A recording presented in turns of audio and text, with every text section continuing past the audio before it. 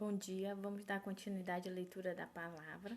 Estamos lendo o Velho Testamento juntamente com o Novo e hoje vamos iniciar no Velho Testamento Ezequiel, um livro grande de visões, acabei de ler, dadas a Ezequiel, um profeta de Deus,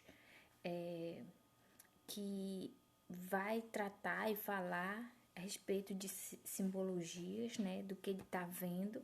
Então, é um profeta de visão que preveu muitas coisas, né, antes de Cristo, tanto para aquela época quanto para o futuro, né? Então, vamos ver o que o Senhor tem para falar, não só com você, mas comigo também, através da leitura de Ezequiel, né? Vamos lá?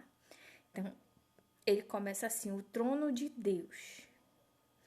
No dia 5 do quarto mês do ano 30, eu, o sacerdote Ezequiel, filho de Buzi, vivia na Babilônia, na beira do rio Quebar, junto com os judeus que haviam sido levados para lá como prisioneiro. Então, ele está descrevendo isso, ele já preso, né?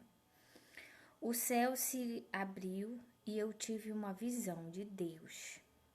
Quando isso aconteceu fazia 5 anos que o rei Joaquim estava preso. 3. Ali na Babilônia, na beira do rio Quebar, eu ouvi o Senhor falar comigo e senti o seu poder. 4. Olhei e vi uma tempestade que vinha do norte. Raios saíam de uma nuvem enorme. Em volta da nuvem, o céu estava em fogo. E no meio do fogo havia uma coisa que brilhava como bronze. No meio da tempestade, vi o que me pareciam 4 animais. A sua forma era de gente, porém cada um tinha 4 caras e 4 asas. 7. As pernas deles eram retas e tinham cascos que eram parecidos com cascos de touro e que brilhavam como bronze polido. 8. Além das 4 caras e das 4 asas, cada um tinha 4 mãos de gente, uma debaixo de cada asa. 2 asas de cada animal estavam abertas, com as pontas tocando uma na outra. Assim, os animais formavam um quadrado e andavam em grupos, sem virar o corpo. Cada animal tinha 4 caras diferentes. Na frente, a cara era de gente, do lado direito era de leão, do lado esquerdo era de boi e atrás a cara era de águia. 2 asas de cada animal se abriam para cima e tocavam as pontas das asas dos animais que estavam ao seu lado, e com os outras 2 asas eles cobriam o corpo. Cada animal podia olhar para as 4 direções e por isso o grupo ia aonde queria sem precisar virar. Então conseguiu ver geral, né? Igual mosca. Entre os animais havia uma coisa que parecia uma tocha acesa que estava sempre em movimento. O fogo aumentava e do fogo saíam relâmpagos, e os animais corriam para cá e para lá como relâmpagos. Olha essa visão, hein? Se eu tivesse visto, eu ia sair correndo. Continuando.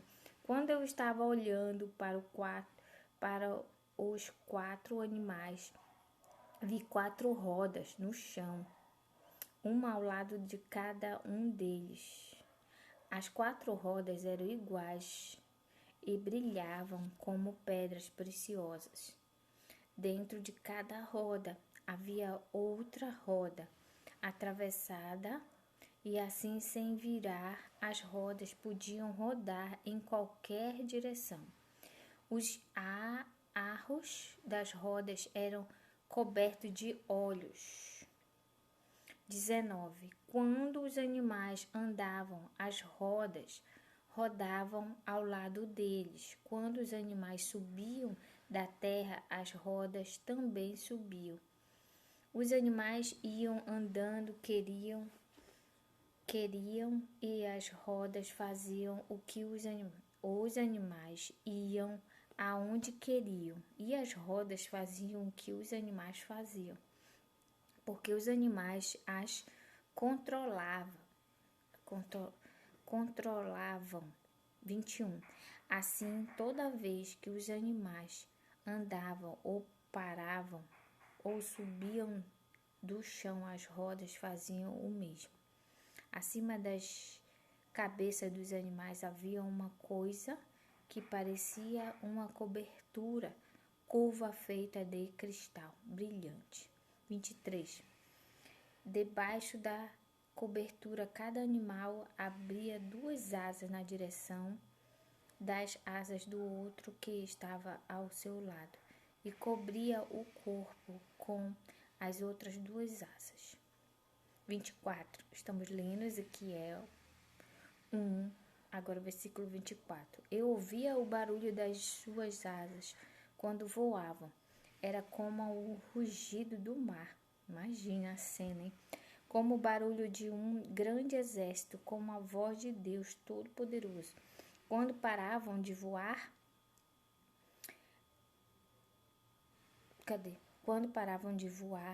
abaixavam as asas, mas ainda se ouvia um som que vinha de cima da cobertura que estava sobre as cabeças deles. 26. Acima da cobertura curva havia uma coisa parecida com um trono feito de safira. Nele estava sentado alguém que parecia um homem. 27. E que brilhava como se fosse bronze no meio do fogo. Todo ele brilhava com o mesmo clarão de fogo, e a sua luz tinha todas as cores do arco-íris. Nas nuvens, esta era a luz brilhante que mostra a presença da glória do Senhor. Então, a gente está lendo o livro de Ezequiel porque nós precisamos ler toda a Bíblia, né? Mas eu não vou me atrever a falar coisas se o Senhor não me tocar no coração para falar. Então, nesse primeiro capítulo, nós vamos apenas ler, né? Que ele descreve essas coisas que ele viu. Daqui a pouco, creio que para frente ele vai explicar essas coisas que ele está vendo, né? Que nós, eu e você ainda não entendemos muito, né? Mas é uma descrição de uma visão que Deus fez com que ele visse e que ele começa a comparar com algumas coisas que existem, né? Como os animais que ele conhecia, ele compara a asa, né? Ele compara várias coisas, mas creio que mais para frente o Senhor vai revelar para ele o que significa essas coisas, eu creio, né? Deus chama Ezequiel para ser profeta. É o próximo que a gente vai ler, Ezequiel 2. Então, no 1, mostra essa visão desses animais, né, estranho ao nosso ver.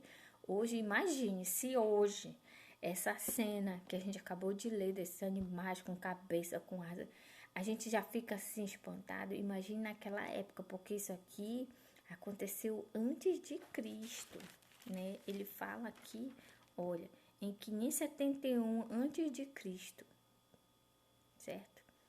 Olha, o 5º ano, então ele estava no cativeiro, Ezequiel estava preso quando teve essa visão, e foi em 571 antes de Cristo, 15 anos depois da destruição de Jerusalém, antes da destruição do templo de Jerusalém, Deus deu essa visão a Ezequiel.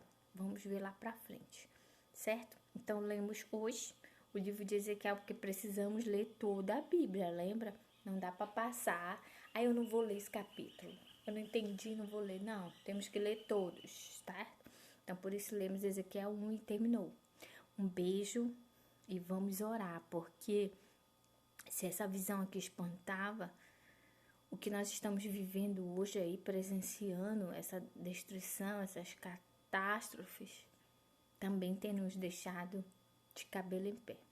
Então, oremos nesse momento. Senhor, nosso Deus e Pai, abençoa nossas vidas. Obrigado pela Tua palavra. Obrigado pela visão que Tu deste ao Teu servo Ezequiel, Senhor, que no momento não entendemos, Senhor, mas tudo tem um porquê. E queremos Te rogar pelas nossas vidas, por todos aqueles que já Te conhecem, Senhor, e Te servem. Nos ajuda a Te servir cada vez melhor. Nos ajuda, Senhor, a nos limparmos a cada dia, para estarmos alvo como a neve, para nos encontrarmos contigo. Perdoa os meus pecados, Senhor, e usa-me conforme a Tua vontade. Em nome de Jesus, essa minha oração, com perdão dos meus pecados, Senhor. Amém. Um beijo e até daqui a pouco vamos ler Marcos, tá? Beijo, tchau.